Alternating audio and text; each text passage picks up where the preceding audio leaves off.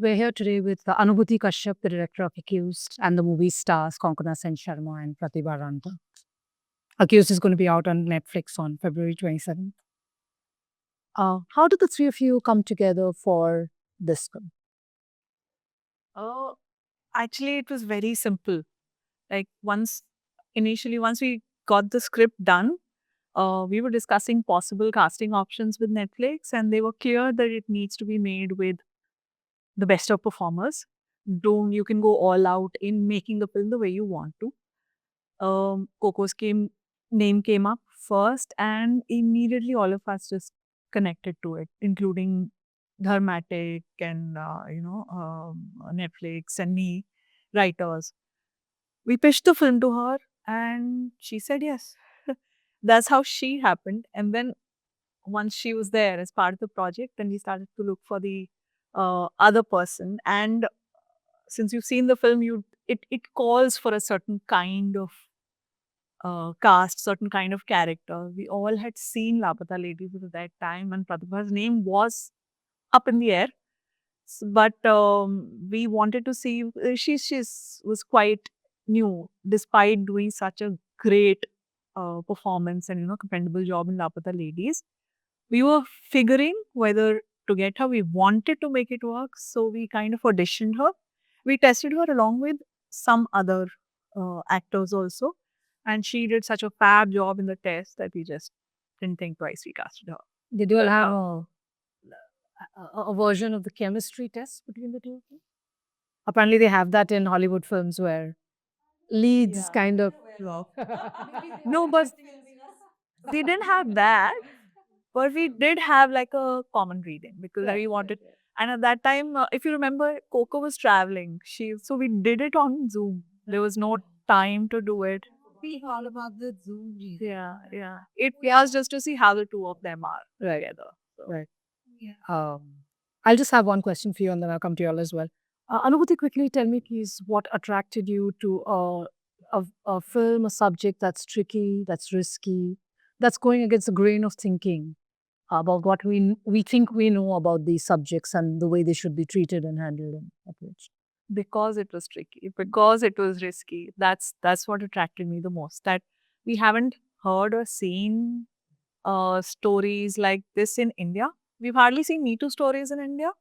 Um, and a woman being accused in that, at the center of it. In India, not at all. That's what really like made the starting point of everything. That was the main thing, really. And then everything else we built around it. We built the story from that. Right. It started also from the core idea was Netflix's actually, their creative team. And they came up with this idea. We've never seen a woman accused of sexual harassment. Why don't we make a film around it? And that's all they came up with. And I found that amazing. I said, yes. The trickier makes it even more interesting, I think. So my questions to the three of you that whenever there are films with women as leads, as are in important roles, the films are always soft, they're sweet, they're always positive, they're uplifting and so on. This film is completely not that, right? So could you all tell me sort of about how Accused is challenging the notions that we have of heroines in films? I think that for me, the film deals with, how we have certain preconceived notions of, how women should be, how women are, held to different standards, or how women behave in positions of power. What we expect women to behave like. For example, I think my character, Dr. Geetika Sen, it is not always very likable, and neither does she care about so much of other people's opinions, which is unusual in how women are depicted and how they are portrayed in film, and that's what really drew me to that part a lot.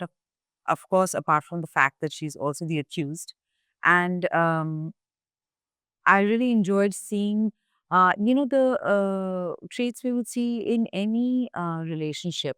The shifting power dynamics between a couple, as well as in the workplace, and how this film explores the unraveling of that. So it's an investigation of the crime or the sexual harassment, as well as an investigation into this the relationship dynamic. That's what I found very interesting. Mm. Pradeep? I think for me, Meera, she's a usual girl. She'll do whatever it takes for her to balance a relationship until she realizes that is she losing herself? And if she is losing herself, what should she do exactly so that she has her sense of herself with her and is also able to balance the relationship. She's also, in a way, giving a second chance. And when you have to give a second chance, it takes a lot because you have to trust that person all over again. So, yeah, there's a journey that Meera is living, starting from where she's fully dependent on Gitika to having her own by the end. Yeah, to add to that, I feel, I mean, I personally see everyone as gray. There is some gray in every character. And I think the film and the story was just truly a way to reflect that. I don't really believe anybody's totally white, and including women, they're just person. So I thought this, yeah, I like to portray those characters. And yeah, that's what we've done. Yeah. So, of course, we don't want to give things away, but broadly, what do you feel the film is saying about sort of what you touched upon, Kogna, a little while ago about allegations of harassment, our rush to judgment, uh, our sort of how easily we believe what we see on social media, and also about Me Too itself. What is this film saying about that, without giving anything away about what it's actually mean?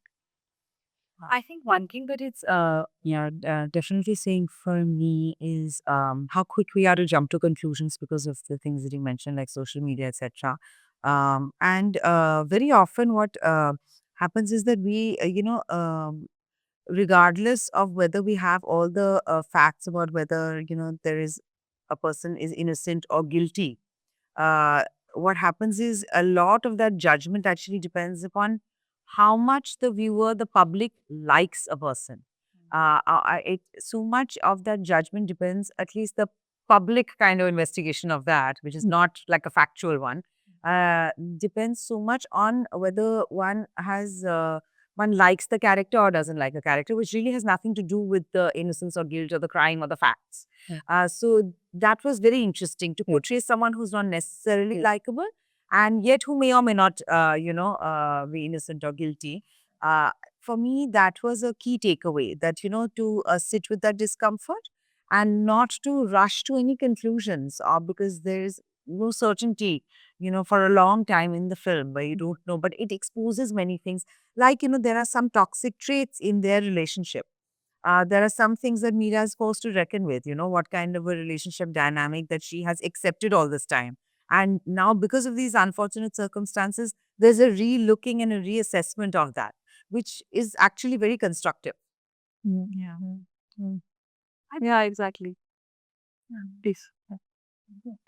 I think for me, it's the relationship between Gitika and Meera, how usual it feels, and how Meera is forced to realize her patterns. One is providing and one is nurturing the relationship. And how maybe not exactly, but their roles. I think I should not say that. I give away too much about the film. You should watch a film for that. But yes, primarily I feel that, it's about the relationship. For me, it felt very familiar. We all go through that in our personal lives where we are forced to trust somebody, but we feel like, oh, there's something more to that. And we keep suspecting or investigating in our own ways. So yeah, for me, it's that.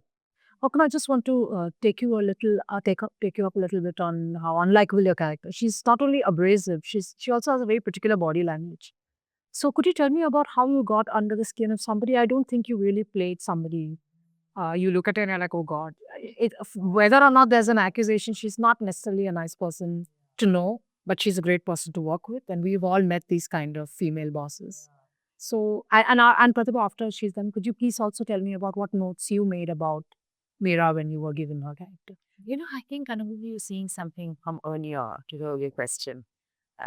Was it? Did we? Yeah, no, I was saying exactly just same. She's very well put it. It basically the takeaway is it pushes you to examine your bias, and beyond that, it's about doubt.